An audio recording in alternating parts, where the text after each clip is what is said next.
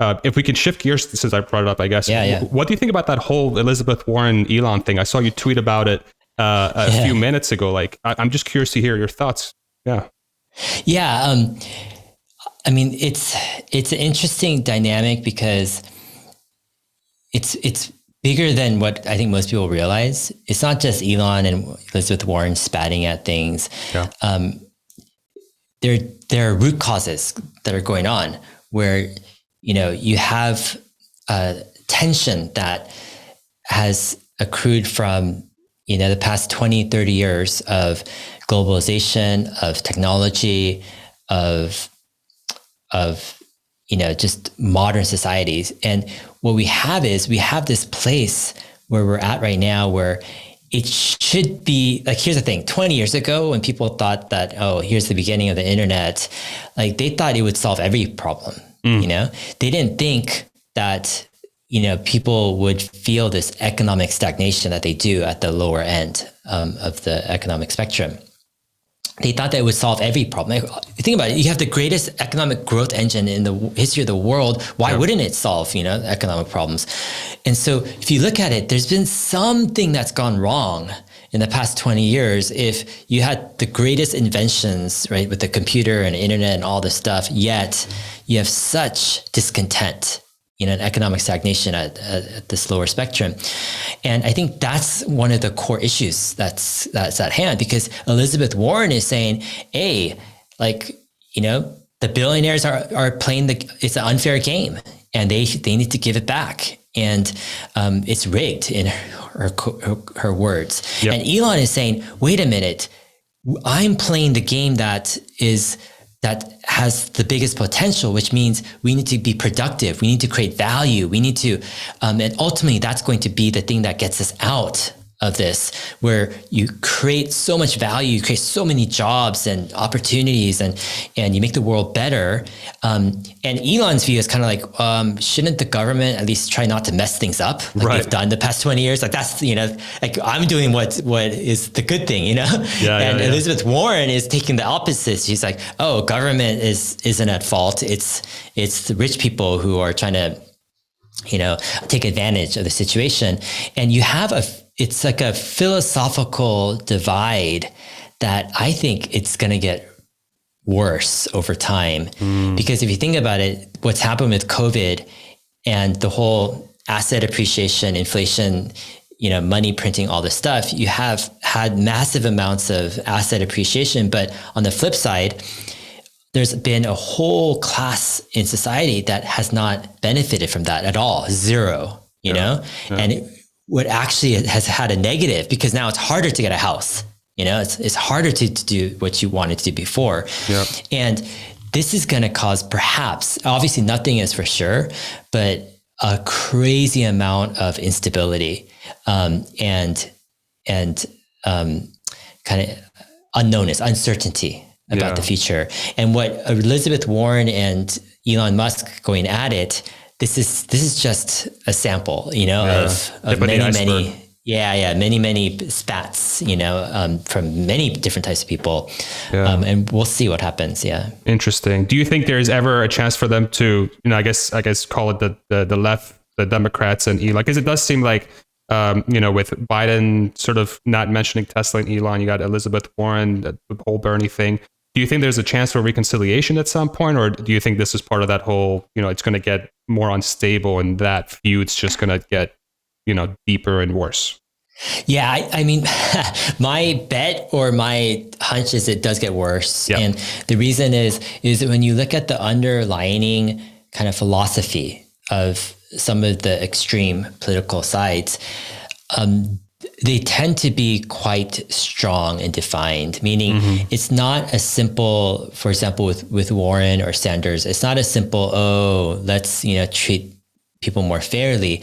There is a very, very clear philosophy, and it's very, very developed in a way where it's a philosophy that the wealthy are kind of almost immoral in their accumulation and their greed of wealth. And to the point where it's almost it's a tension where, they're questioning capitalism, as we know it. Yeah.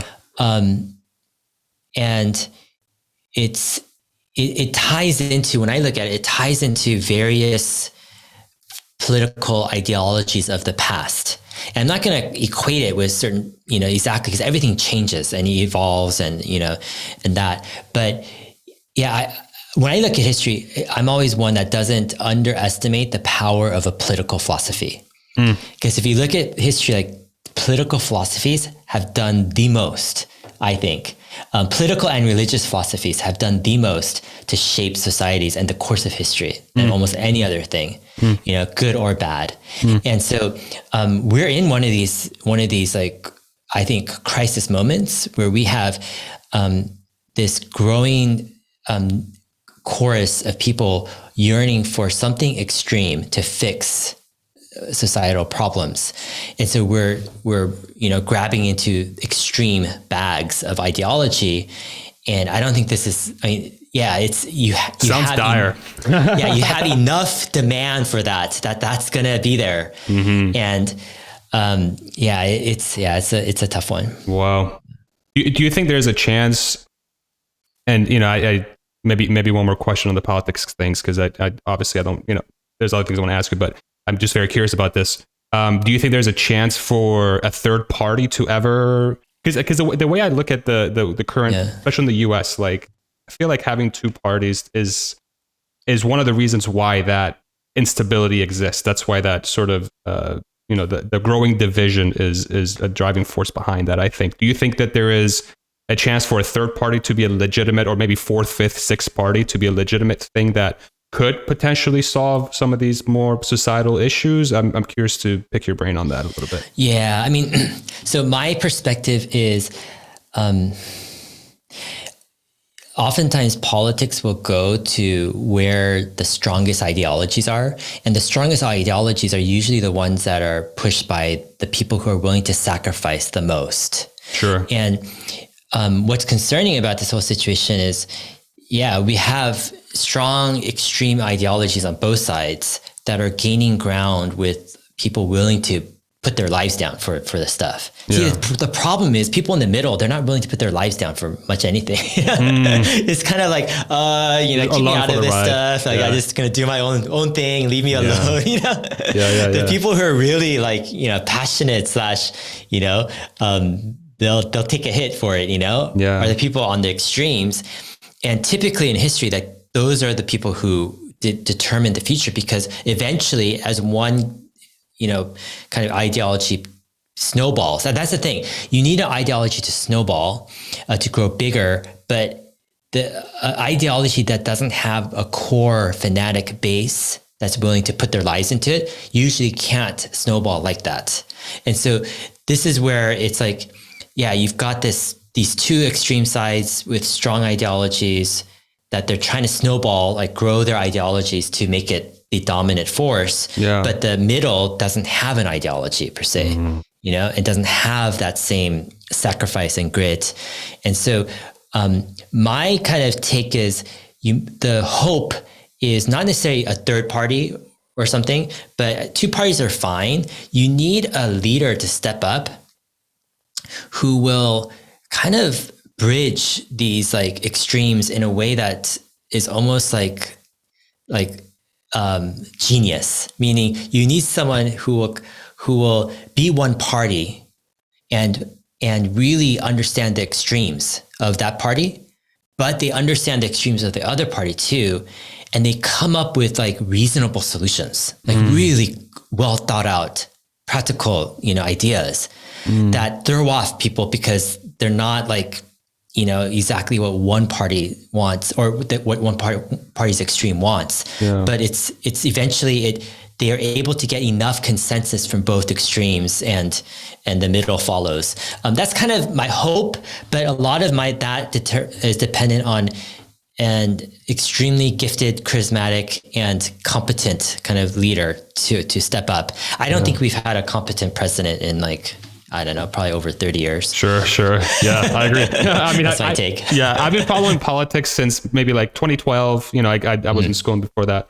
I think one person that came up in the last so I don't know if you've heard of Andrew Yang, but that was somebody like for me, it sort of like seemed like embodied some of those things you talked about that sort of appealed to both aisles. Very pragmatic, you know, seemed to think about problems holistically and not just driving a party line. But, you know, obviously that didn't work out. But I'm just very curious to see where that, man, that's such a I feel like that entire conversation can be like a 4-hour long, just in-depth talk because, man, there's a lot in there.